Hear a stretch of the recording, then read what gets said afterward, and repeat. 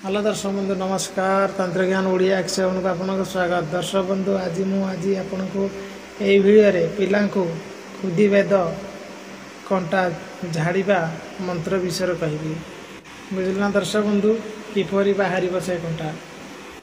दर्शक बंधु यही भिडियो लास्ट पर्यंत देखिए, मिस करेंगे ना। जदि आप मिस करेंगे ताले किसी जानीपारे ना।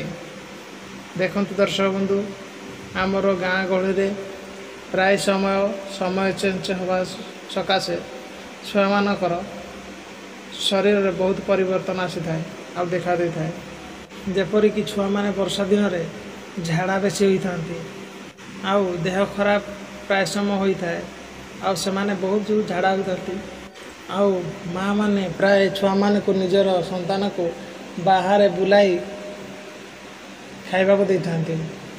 जदि बाहर बुलेगी ना आपण खाइबा को दौरान निज संतान को ताल आपण माने सतर्क हूँ। कहीं खुदी वेद कंटा बुझिले ना नहीं। कार दृष्टि पड़े से भारी डेंजर होता है। छुआ झाड़ा हो बांती हो आपण संतान को कहारी आगरे भी खाइबा को दिंतुनि। बुझिले ना नहीं तार ना दृष्टि पड़ो।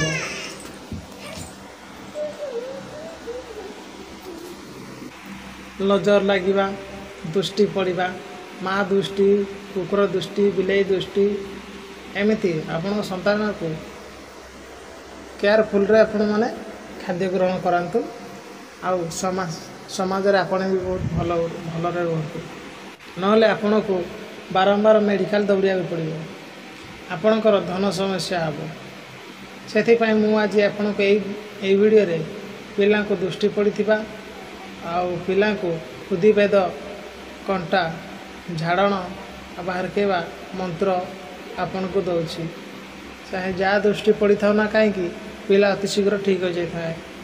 दर्शक बंधु देखो मो मोबाइल स्क्रीन रे गोटे फोटो शो थो।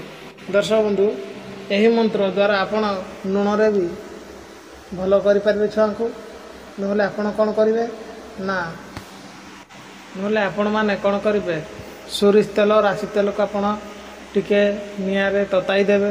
जदि आपण छुआ को खुदी वेद कंटा द्वारा आपण छुआ झाड़ा बांती दृष्टि पड़ी ताहले आपण माने तेल को अभिमंत्रण किंतु सबुठु भल कौन ना आपण माने किछि तुलसी पत्र नियंतु से रस बाहर कर दियंतु आउ ताको उषुम टे कर दियंतु।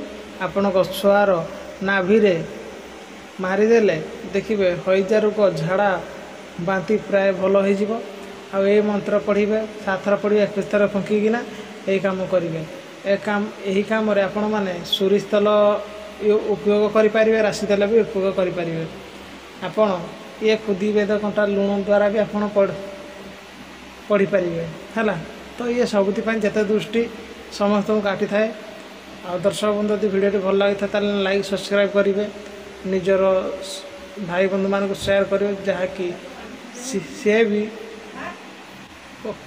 यही कार्य उपयोगिता हो पारे। आज ये भिडियो जय जगन्नाथ।